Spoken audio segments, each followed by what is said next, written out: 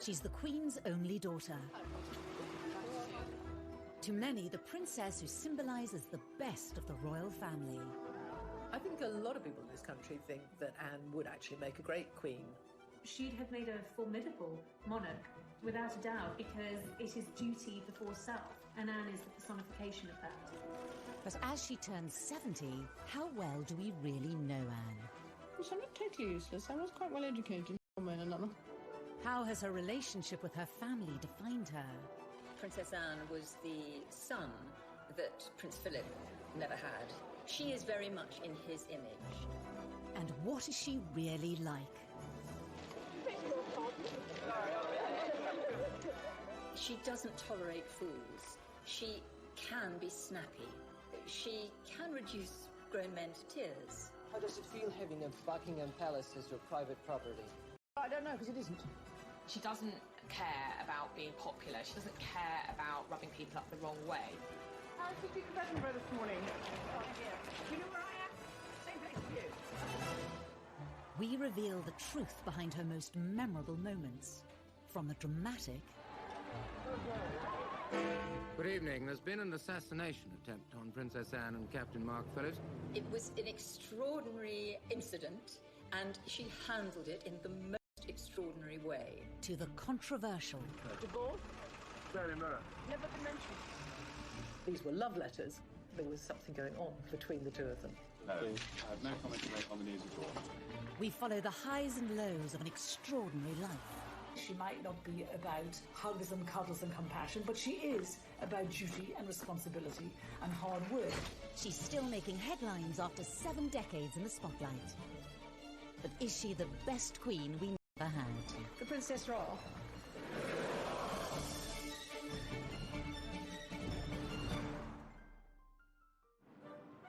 Born in August 1950, Princess Anne is the only daughter of Queen Elizabeth II and the Duke of Edinburgh, and sister to Charles, Andrew and Edward. Anne was born 70 years ago, the second child of Elizabeth. And of course, when she was born, her grandfather, George VI, was still on the throne.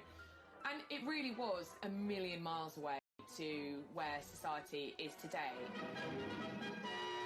Arriving at Ballater Station with her family, the Queen was received by the Marquis of Aberdeen. Anne had a very 19th century childhood, a very traditional royal childhood. When she was born, of course, the Queen was not yet Queen. She was still Princess Elizabeth. So Anne was not born at Buckingham Palace, as many people think, but actually at Clarence House, where the then Princess Elizabeth and Prince... Older and heir to the throne, it was Anne who was assertive from a young age. Anne's always been a tomboy. She's always been the one who goes out and climbs trees and is very courageous and very confident, very willing to explore the world and find her own way in the world. In a way, perhaps that Charles has been a little more timider, shyer, more sensitive character. Anne is absolutely a chip off the old block. As a child, even though she was a couple of years younger than the Prince of Wales, she was quite happy to take him on in any kind of physical rough and tumble, and she often came out on top. One person with a better insight into Anne than most is Katie Nicholl. She recently interviewed the princess to mark her 70th birthday. I think growing up with 3 brothers, it was inevitable that Anne was going to be pretty tough, pretty resilient. She had to learn from an early stage how to hold her own as a girl in the royal family, second born to Charles. And, I think there was a lot of competition between the siblings. So Anne was always going to have to stake out her own role in the royal family.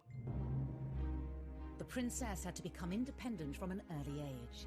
She was not even 3 years old when her mother became queen in 1952. You have to remember that Anne was the daughter of a working mum, which in those days was not that usual. And she had a very hard-working mum. Elizabeth was away a huge amount. I mean, Anne was tiny when her mum and dad went off for 6 months around the Commonwealth. So she and Charles were left not exactly to fend for themselves, but certainly they were largely brought up by nannies and governesses. Growing up, Princess Anne spent much of her time separated from her family. Anne had quite a solitary childhood in many ways because she had her brother Charles, and then there wasn't another sibling for a further 10 years, actually. So it was herself and Charles at home being educated at home till Charles went off to boarding school, and then there was just Anne, and she was left with her governess for, I think, the best part of 7 years, but it must have been a very strange existence. I think growing up as a young girl, Anne Anne did have quite a different childhood to previous royal children. Initially, she was homeschooled, as all royal children were, but she was desperate to go to school. She wanted to get out, she wanted to discover life beyond the palace walls. You know, she had a brain, she wanted to go and learn. Up until this point, all British female royals had been homeschooled, but Anne broke the mould. She was the first princess to go off to ordinary school, if you like. Very posh school, very posh indeed. But she fitted in very well. I think she enjoyed life as a boarder at this school with other young girls to lark around with. Wasn't brilliantly academic, much more interested in sport, much more interested in horses, of course. She was an independent little girl from a very early age and, you know, to a degree, had to become quite a grown-up child quite quickly and that commitment to duty, you know, what she saw her mother do. She was the daughter of a working queen.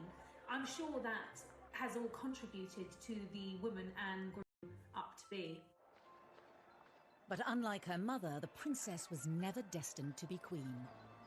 In a way, it's quite sad because you have this amazing kind of role model in her mother who was a very strong woman, a very powerful woman, you know, back in the 50s and 60s, which was kind of post-war, when women's rights and equality was really, really starting to take off and be incredibly important. And her mother was a great role model. And in some ways, it's a shame that Anne wasn't born first. But even if she had have been first, the rules back then, the law of primogeniture back then meant that any boy, any son born to a monarch would always take precedence over his sister.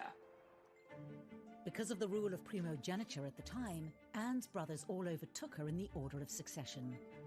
When she was born, she was third in line to the throne after her brother and her mother. Grandfather was then still the king. And then when Princess Elizabeth ascended to the throne, Anne obviously moved up, and for many years she was number 2 to Charles. But obviously things changed when the Queen had that second burst of motherhood with the arrival of Prince Andrew in 1960, and then 4 years later Prince Edward in 64. Anne moved down below her brothers. That was the system then. A lot of people have never been very comfortable with it, but that's how it was. And I think Anne accepted it. Princess Anne discovered that there were advantages to not being the heir. She knew that she was never destined to be queen, and it meant that she was spared a lot of the upbringing that her brothers had to go through. She was allowed a little more freedom. She was able to do what she wanted to do, wear the kind of clothes she wanted to do, see who she wanted to see. It was a degree of freedom, encouraged, I have to say, in part by her parents. Throughout her life, the princess has continued to be pushed further away from the throne. So she's now 14th in line to the throne. She's slipped down behind her brothers, Edward and Andrew, their children, and then, of course, the children of Princes William and Harry. So she's currently 14th in line to the throne and therefore very unlikely to ever become queen herself. I think playing second fiddle to Charles and then being leapfrogged in line to the throne by, of course, Andrew and then Edward, and subsequently pushed further down the line of succession, I think Anne very much wanted to create a role for herself within the royal family and to really break free, particularly of Charles's shadow. She may have fallen down the line of succession, but many believe Anne is number 1 in her father's eyes. Well, it's long been rumoured that, you know, the Queen's favourite son was always Andrew, and being the only daughter, so very possibly there was some favouritism from Philip to his daughter, and I think she's always looked up to her father. We know that Charles found it difficult being the eldest son, found it difficult being Prince Philip's son, but there wasn't quite the same pressure on Anne. As she grew older, Anne's similarities to her father brought them ever closer. I've always thought that Princess Anne was the son that Prince Philip never had. She is very much in his image, and I think that is what he wanted Charles to be. And Charles was a very sensitive child who grew into a sensitive man who is emotional. Anne is none of those things. Anne is very straightforward, very blunt, calls a spade, but is also very funny. And her father is very funny. And I think they have absolutely the same sense of humour. Does the press really annoy you? Yes, I think Yes, I think it does. I think it wouldn't really be doing its job if it wasn't. Both of them can be quite grumpy, both of them can be quite difficult, both of them shoot from the hip, both of them say what they think, both of them are kind of keep calm, keep buggering on, and both of them have a really strong work ethic. Anne's early work ethic would stand her in good stead for her royal future, but would her strong character lose her favour? And how did she upset America as a teenager? She looked at the time as though she didn't want to be there, they said. She refused to answer anyone's questions, snappily saying, I don't give interviews. She doesn't tolerate fools. She can be snappy. She can reduce grown men to tears.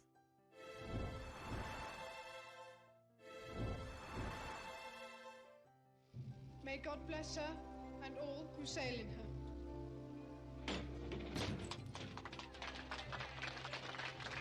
Princess Anne's incredible work ethic was evident from a young age. In 1968, aged just 18, she became a working royal.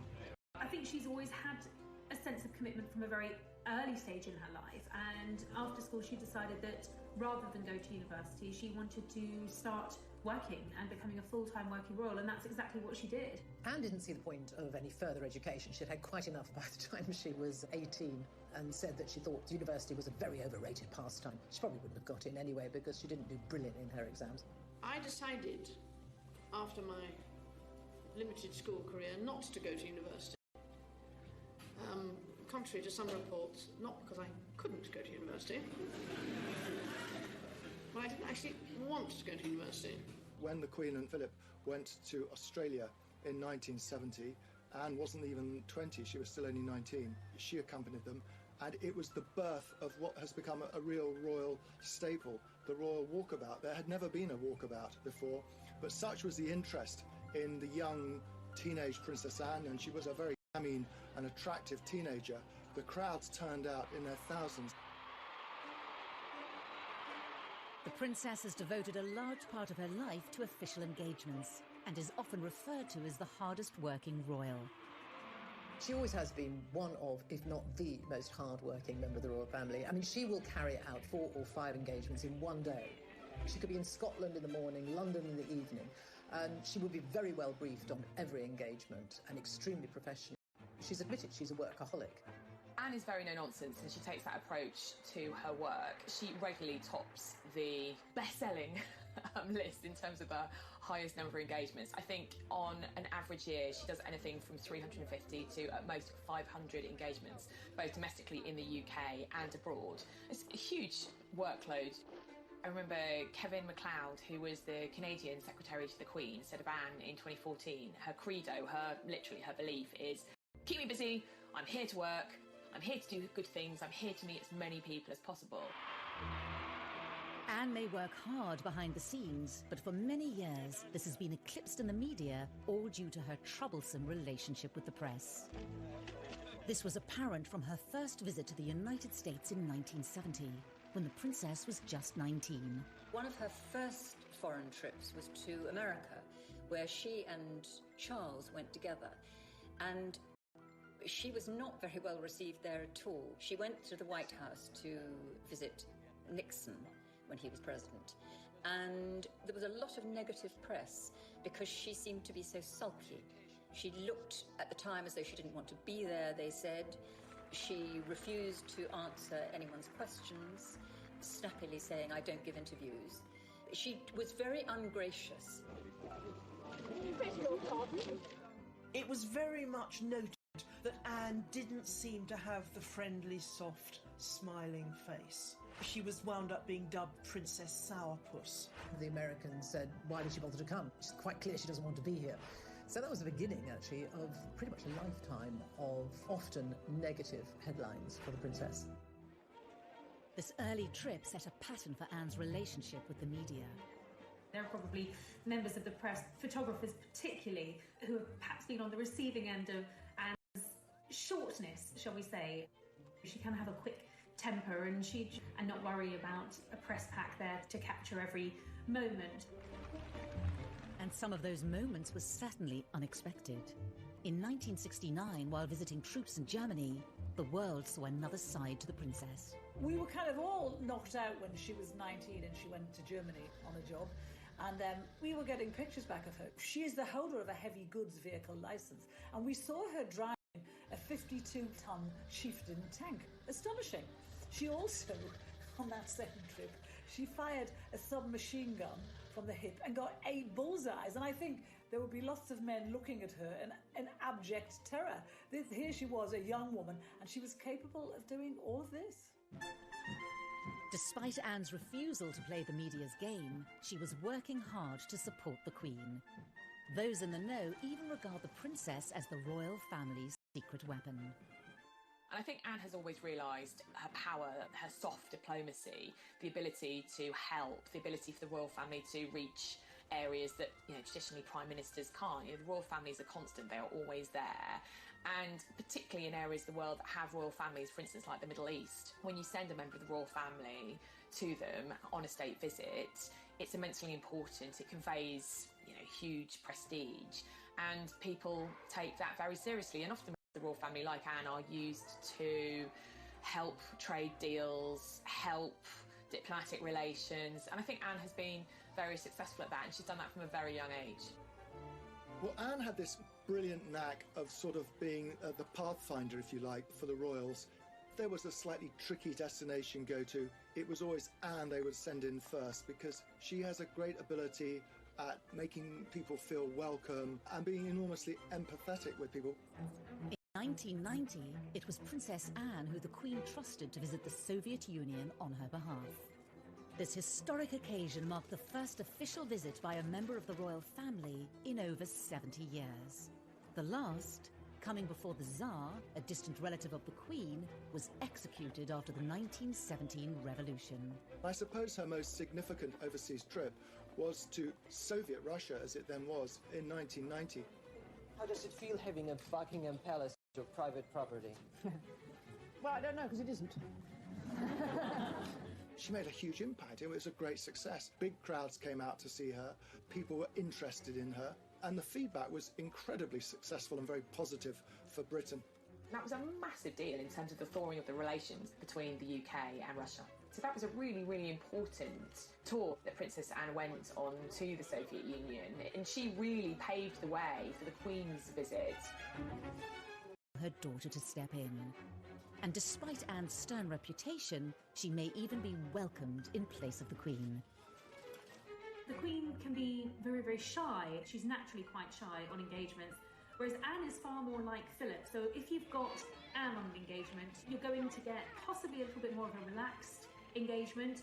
Anne isn't afraid to talk, she will have banter, she will ask questions, she will engage in a way that I don't think we see the Queen do. When you watch engagements with the Queen, they tend to be very formal. The Queen doesn't say very much. She's shown around and she observes. She may ask occasional questions. But with Anne, I found the engagements to be a lot more informal. As well as her royal duties, Princess Anne is involved with countless charities, organisations and military regiments in the UK and overseas. It's not just the public engagements. She is involved in a huge amount of charities, some 300 charities, some of which she's founded herself. She writes her own speeches. She has a very small staff. Well, Charles famously has a lot of staff looking after him. It's a big operation, being the Prince of Wales. When you look at the charities and patronages that Anne represents, you will see her interests reflected in those charities. So whether it's charities supporting the armed forces or veterans, that's a major issue for her. Carers Trust, which actually she established. Animal welfare charities, equine charities, they have a meaning to her, to where she feels she can bring something unique and helpful in her role. She's never seen the point in being just a nominal head of an organisation, which is why she works so phenomenally hard. It would be almost impossible to go and visit every single charity and organisation she's involved with every year, but she does her damnedest to do so. She believes that if you're going to put your name to it, it needs to be more than just a name on a letterhead. You actually have to go along, see what they're doing, encourage them and bring what publicity you can to them. One charity that has always been close to Anne's heart is Save the Children, and she's willing to take great risks in order to help. If you want to improve the lot of children, then you must improve the lot of their mothers. If there is a fundamental baseline for the Save the Children Fund's work, it is working with mothers and getting mothers to be able to take a much greater part in their children's lives and in the lives of the community in which they live. I think she's very closely associated with the Save the Children Fund. has been president for, I think, nearly 50 years now, and this has meant a very great deal to her. When Princess Anne carried out those early trips to Africa with Save the Children in the early 70s, this was her really breaking the mould. This was her going far afield, doing something that was at times quite dangerous. The areas that she was going to were these visits to Africa with Save the Children long before Princess Diana was even on the scene. But Anne made it clear that she didn't seek praise from the public or the press. She once told a friend who had been asking her about the kind of affection that Diana had from the public, the love, the adoration that Diana had, if she would want that. And she said no, she would rather have respect than affection from people that she didn't know. But again, Anne's refusal to cooperate with the press meant that much of her hard work went unrecognised. If she was off some tour raising money for an awareness for Save the Children, and Diana appeared somewhere in a low-cut dress, the newspapers would be full of stories about Diana, and Anne would find herself not getting a look in. I think that must have been very galling for her. In the early days, I used to wonder why she didn't force herself to have a better relationship with the press. She clearly had no time for us at all, and she thought we were a nuisance. Such a shame, because whenever we used to write about her, it wasn't about the worthy work that she'd done. It was because she'd lost her temper somewhere, she'd sworn at someone, or because she was wearing ridiculous clothes. She got a really hard time from Fleet Street in the 80s and the 90s. They thought that she treated the press with disdain, she wouldn't talk to them, she ignored them, she wouldn't smile for them. And in return, they gave her a really hard time because, in their view, she didn't give an inch. For many journalists of that time, Anne wasn't helping her own cause. She wanted to be appreciated for what she'd done. She got across that Diana was more appreciated than her, and yet she did nothing to facilitate that. But this all changed in 1982, when the press followed Anne on one of her trips to Africa with Save the Children. They went in an attempt to get a story about her love life, but after realising she wasn't going to talk, they started to take note of her work and were surprised at what they saw. There was one particular tour where she went to Africa, and the photographers, the press pack, were with her as well for all that time. It was probably weeks. And she was visiting refugee camps in Africa. The press didn't really want to go along with her, but they did in 1982 go to Africa with her. And there they saw a princess who was utterly prepared to get down and dirty, really getting down to work, dressed, in jeans and a shirt and probably a headscarf, in dusty, hot, sweaty Africa, going into slums, the way we're not used to seeing a princess at all. And the tone changed, and suddenly there were positive headlines, and the good headlines such as she had not had at all before. And I think people began to appreciate that we had a very hard-working princess there who would travel the world and not stand on airs and graces.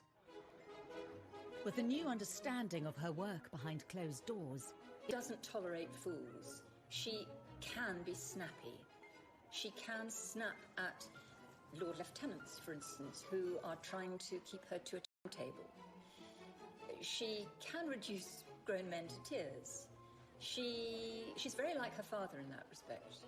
And she is a very, very hard worker and wonderful at what she does. Very straight. She is what she is. And she's always said, actually, I've got to be true to myself. I am what I am. And that is a slightly haughty, imperious at times princess, but someone not at all snobbish, and someone with a common touch, albeit a common touch that often involves wearing white gloves. But, you can't take it away from her. She is a hard-working royal. But it's not only Anne's Olympic work ethic that has astounded the public. She's had a whole other career with highs. We had a world-class sportswoman as a working royal, and that's quite unusual. And lows. It's pretty humiliating to be seen covered in mud and water and scrambling after your pony.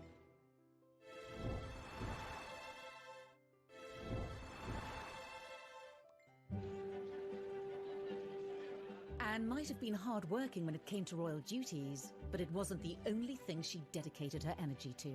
She was a senior royal, but she was also having a second career, effectively running parallel at the same time.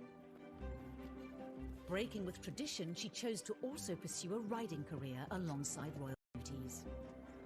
It's really very impressive that Anne was able to juggle her equestrian career as a very successful horse rider and carry out all her duties as a senior royal. Anne's lifelong passion for horses started from a young age. She probably sat on a horse before she could walk. She's utterly horse mad. Her father once said of her, if it doesn't fart or eat hay, Anne's not interested. And I think that's almost right. Horses have given her an escapism. Not only did they enable her to embark on a career outside of her role within the royal family, they provided daily escapism. I think nothing makes Anne happier than riding out, being in the paddock, being around horses.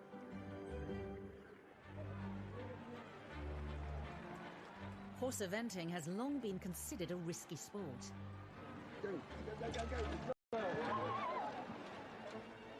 And Anne's royal title did not give her any immunity to the dangers. Anne narrowly escaped serious injury following a bad fall whilst competing in Dorset. The ground and the horse came over on top and rolled on top. She was unconscious when I got there. It was later learned that Princess Anne had cracked a vertebra.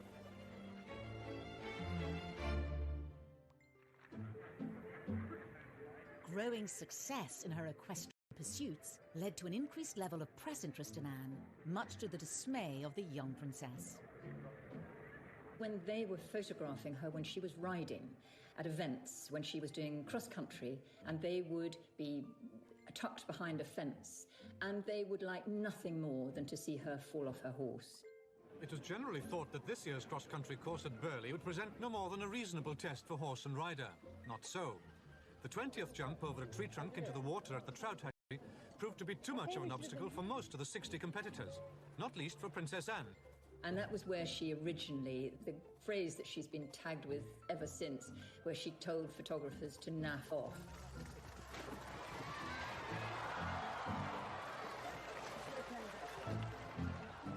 Anna's always spoken her mind, and she can be quite abrupt. It wasn't really naff off. Her language can be quite fruity. She hated the intrusion of the press, as she saw it, when she was trying to concentrate on riding.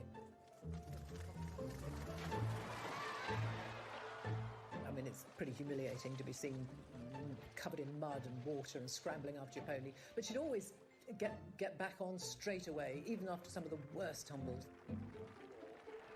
Anne's stoic attitude, however, won her admiration. If she fell off her horse, she was going to get back up and get back on that horse and prove that she could take the next jump. And I think that is a metaphor really for how she has approached her royal life, with steely determination and resolute commitment. The inevitable falls captured by an eager press corps did nothing to detract from Anne's formidable talent. In 1971, at the European Horse Trial Championships, the 21-year-old princess wowed the equestrian world. 1971 was one of her great equestrian years, I suppose. She competed in the three-day event, the European Championships, and she won. That was absolutely fantastic for her.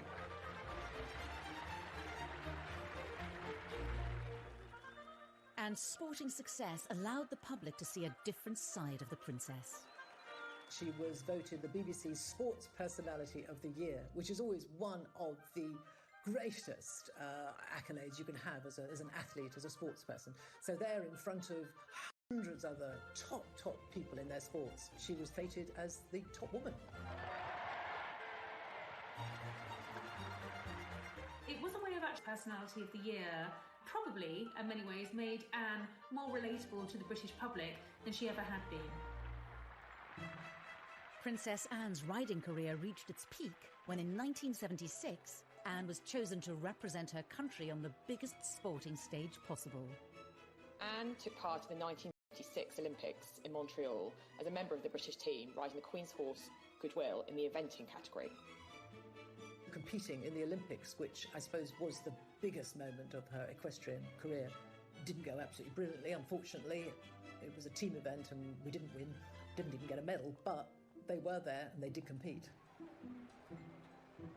This was the first time ever that a member of the royal family competed in the Olympic Games, and it was a huge achievement. She earned a great deal of praise and admiration, both in the world of sport, but generally, nationally. We had a world-class sportswoman as a working royal, and that's quite unusual.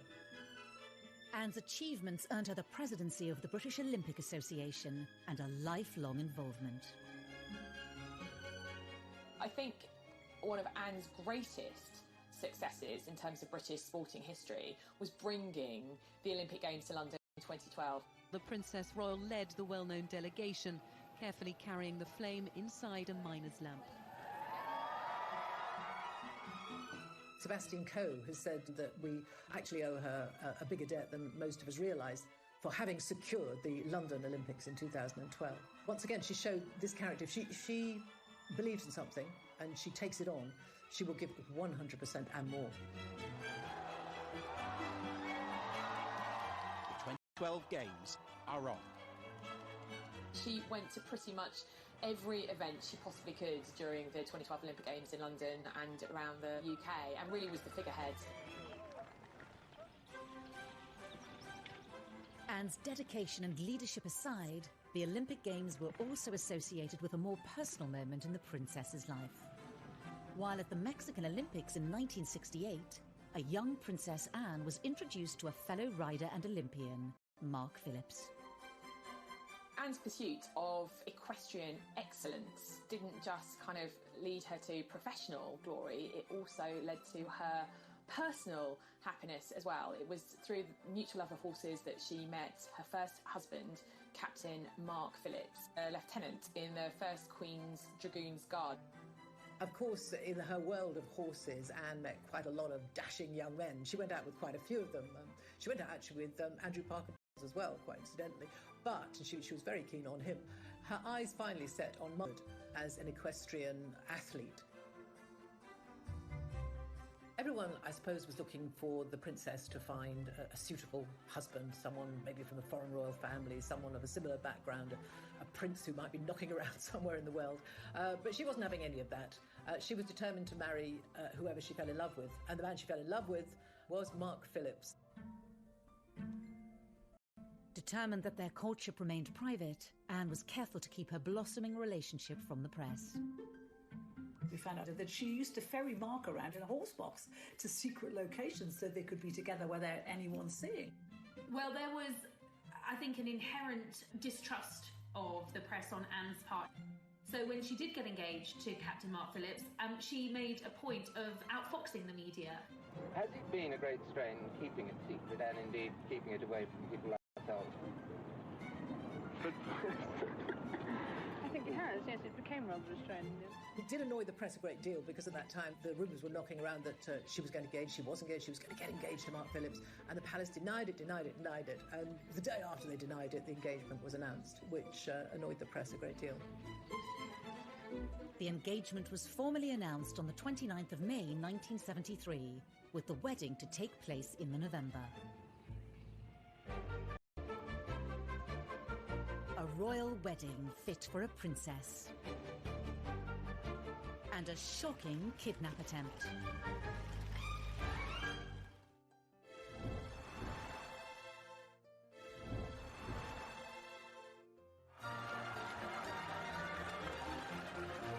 In November 1973, Princess Anne married Mark Phillips with all the pomp and ceremony of a royal wedding.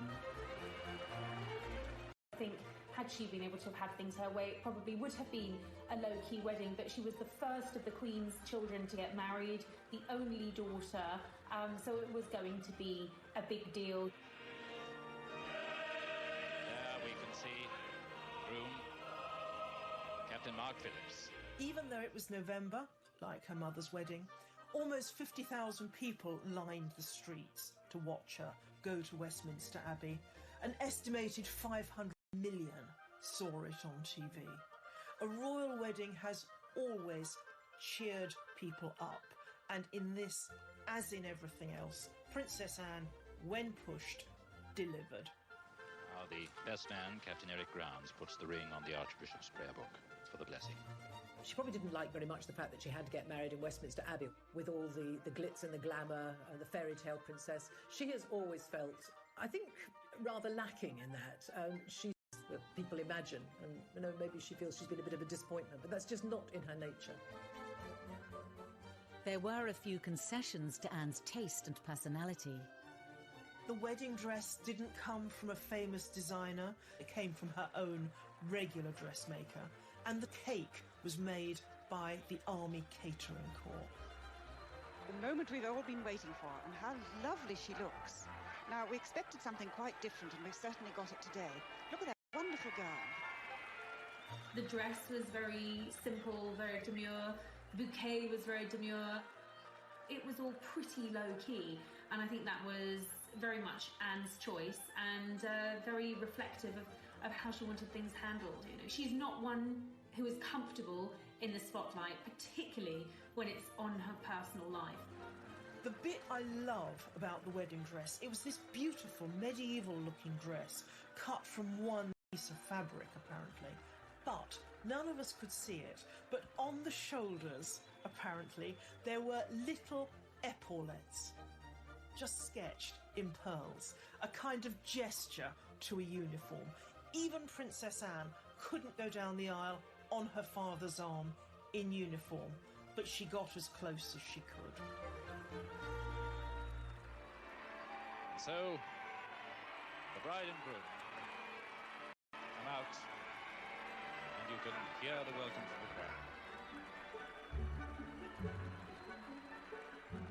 Tradition has it that the Queen often bestows new additions to the royal family with a title upon their marriage. It was in the Queen's gift to bestow an earldom on Captain Mark Phillips, who was a commoner. He refused that title, and very much with Anne's blessing. And I think from the outset they were determined to live as normal, private lives as possible.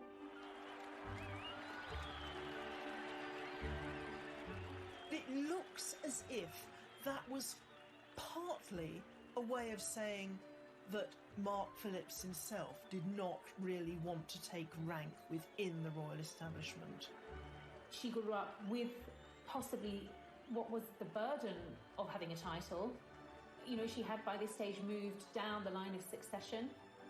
She would have known that any children that she and Mark Phillips had would, without a title, perhaps have a better opportunity at having normal lives, the chance to create independent lives of the royal family and to be their own people. The newlyweds were barely able to enjoy the first months of married life before their peace was shattered when Princess Anne and her new husband were the target of Princess Anne and Captain Phillips. Perhaps one of the most defining moments in Princess Anne's life was when somebody attempted to kidnap her. They escaped, but 4 people were hit, 1 seriously. Good evening. There's been an assassination attempt on Princess Anne and Captain Mark Phillips. Their car was forced to stop by a Ford Escort on the Mall. The driver of the Escort, Ian Ball, jumped out and began firing a pistol at Princess Anne and hurt police protection officer.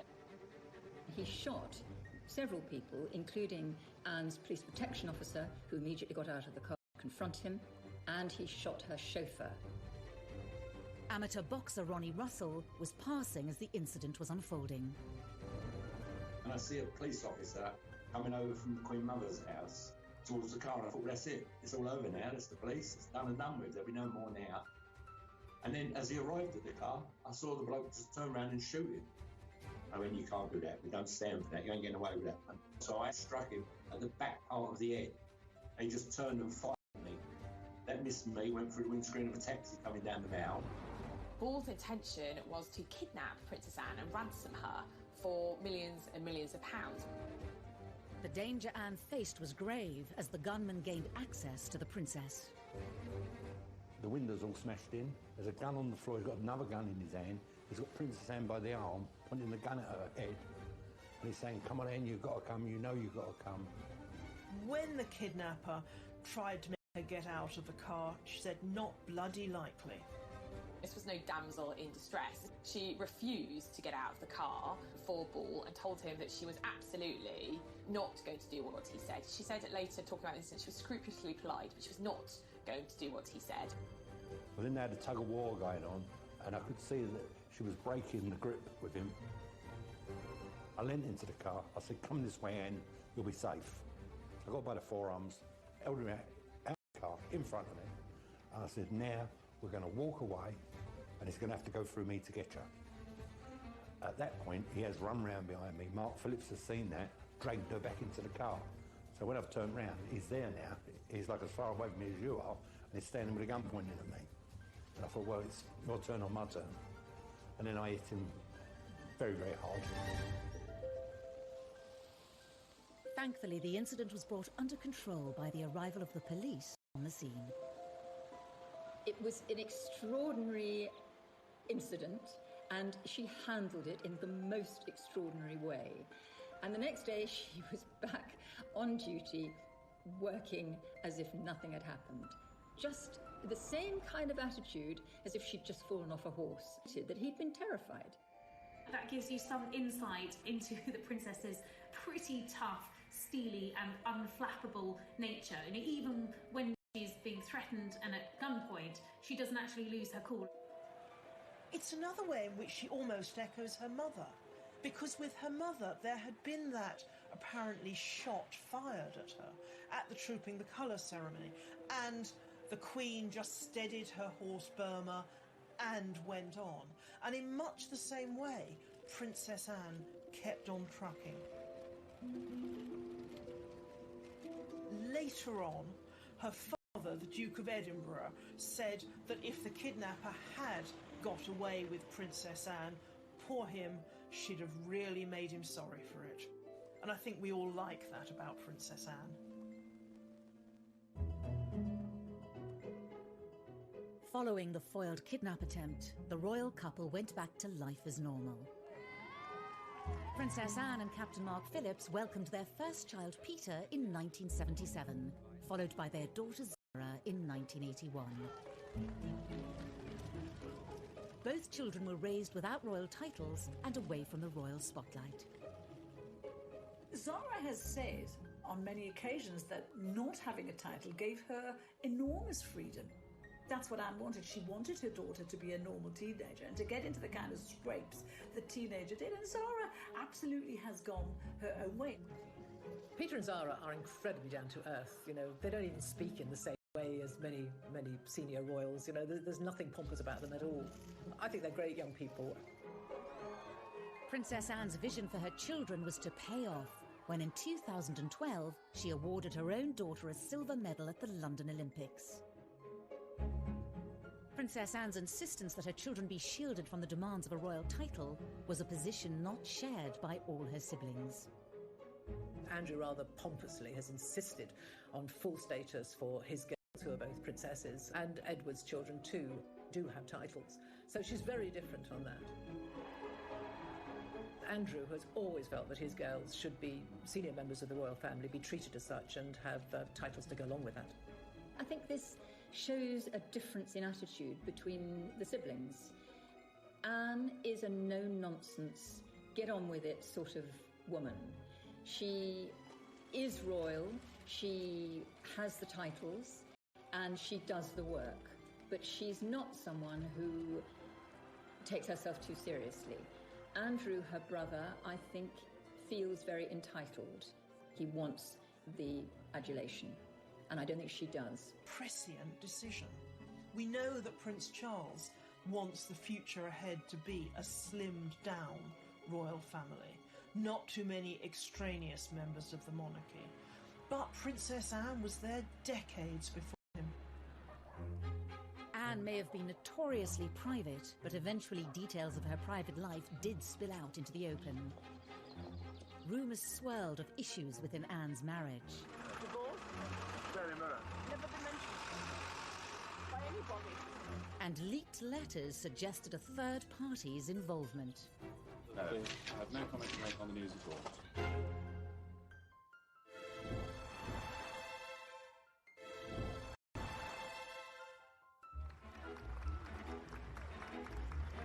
As she turns 70, Princess Anne has long enjoyed a reputation as one of the most tireless members of the royal family. With close links to over 300 charities, organisations and military groups, every year she takes part in hundreds of engagements. On this occasion, I'm marginally better organised than usual. I just left my voice behind. She has an amazing energy and a real commitment and passion about the work that she does. She's absolutely committed to those charities, and there are very many of them. The only royal coming close in this regard is her older brother, Prince Charles. Oh, to be young. Last year, he just pipped her to the title of hardest working royal, undertaking 521 outings compared to his sister's 506. For much of her life, it's been hard for her not to be overshadowed by the older brother destined to be king. It's good for you in the end, I suppose. It's character building, I suppose. All their lives, comparisons have been inevitable. Charles is quite a sensitive man. I think we all know that he feels things quite deeply. He thinks very deeply. He's philosophical. He cares a great deal. And I'm not saying that Anne is uncaring, but she's much more like her father, which is a pragmatist. I mean, Philip once said that I'm a pragmatist, Charles is a romantic, and very often a romantic thinks that a pragmatist is unfeeling. I don't think Anne is unfeeling, but she is a much more practical, get-it-done sort of individual than Charles, who feels things very, very deeply. The difference between her and Charles, I think she was tougher than him. She was always stronger than him. In fact, someone once said, you know, she's the king we never had.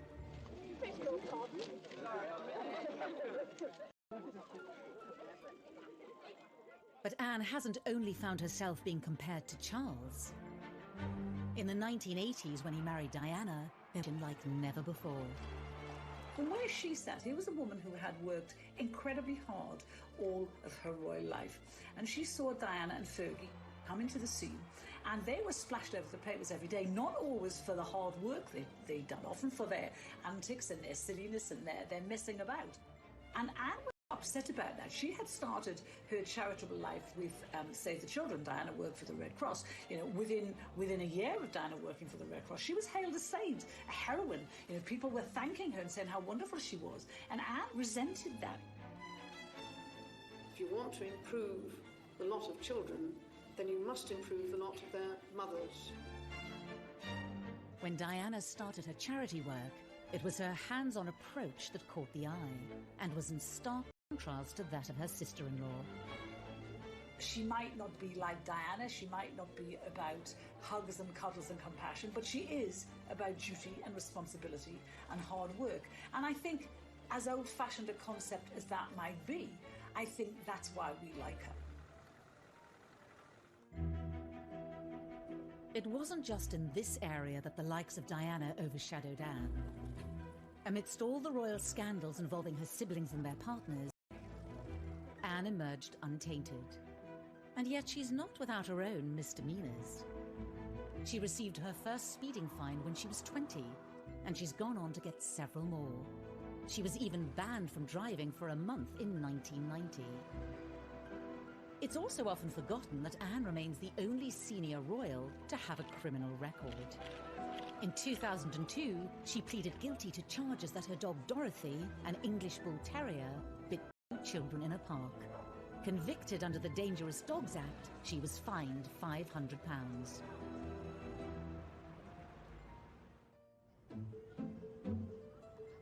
In 1989, Anne was again the victim of a crime when private letters were stolen from her briefcase in Buckingham Palace. Ultimately, they revealed her own romantic indiscretions, while still married to Mark Phillips. Alone today at her Gloucestershire home, Gatwick Park, the Princess Royal has said nothing about the letters stolen from Buckingham Palace. No one quite knew what to make of it, but it transpired very quickly. In fact, the palace issued a statement saying that these were letters from Timothy Lawrence, who was the Queen's equerry at the time, to Anne. And it became very obvious very quickly, though we didn't get the content of the letters, that these were love letters and that there was something going on between the two of them. No, I have no comment to make on the news at all. It transpired when we all stayed every weekend. And when we all went there to talk to the neighbours, they quite gaily said, oh yes, she's been coming for months. And we all said, well, why didn't you say anything? And they didn't, because they liked her. As for the letter thief, Scotland Yard's Serious Crime Squad investigated the incident for 4 months. They took 500 sets of fingerprints and interviewed almost everyone at the palace. but the thief was never identified. The damage was done. The letters had exposed Anne's affair and revealed the true state of her marriage. Speculation was rife that her and Mark Phillips would be divorced, even though she denied it. Have you seen the paper today? Yeah. Well, I've released a story about the Queen has given permission for divorce and things. Yeah. Divorce? Daily Mirror. Never been mentioned by anybody. In the end, divorce did come during the Queen's Annus Horribilis in 1992. Her daughter might have been the first of the Queen's children to divorce, but it never affected Anne's reputation as much as the others.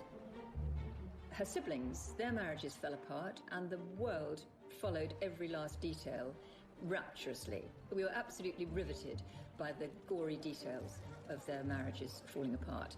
Anne's, she managed to keep very private. The love letters were published, but she just kept on, and she said nothing, and no one dared to ask her anymore. And she married Tim Lawrence very shortly after she divorced Mark Phillips. 1992 even ended on a happy note. The Princess Royal marrying Timothy Lawrence at one of the most low-key royal weddings there's been. So she married at the little church near Balmoral, and that was probably the kind of wedding that she'd have had the first time round, if she had the chance. Small, private, 30 guests for a meal afterwards. She didn't wear a floor-length dress or a veil, just, a little bunch of white flowers in her hair. Had both her children there. I think that wedding was really all about Princess Anne. Since then, Princess Anne has maintained her ferocious commitment to royal duty. Her no-nonsense dedication to carrying out her role is a trait she shares with her mother. It's led many to wonder if Anne was the Queen's child most suited to becoming the next monarch.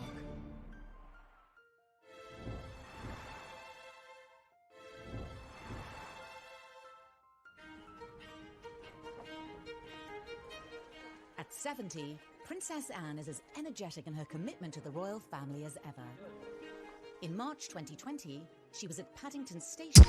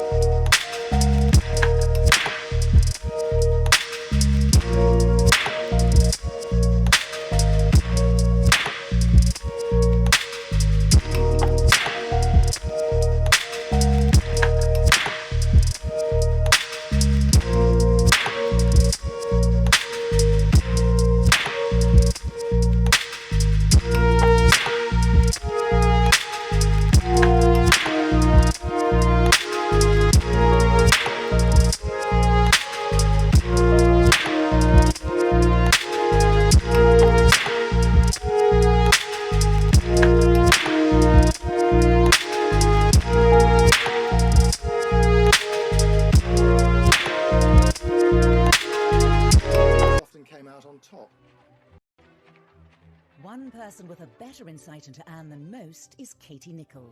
She recently interviewed the princess to mark her 70th birthday. I think growing up with three brothers, it was inevitable that Anne was going to be pretty tough, pretty resilient. She had to learn from an early stage how to hold her own as a girl in the royal family, second born to Charles. And, you know, I think there was a lot of competition between the siblings. So Anne was always going to have to stake out her own role in the royal family. The princess had to become independent from an early age. She was not even 3 years old when her mother became queen in 1952.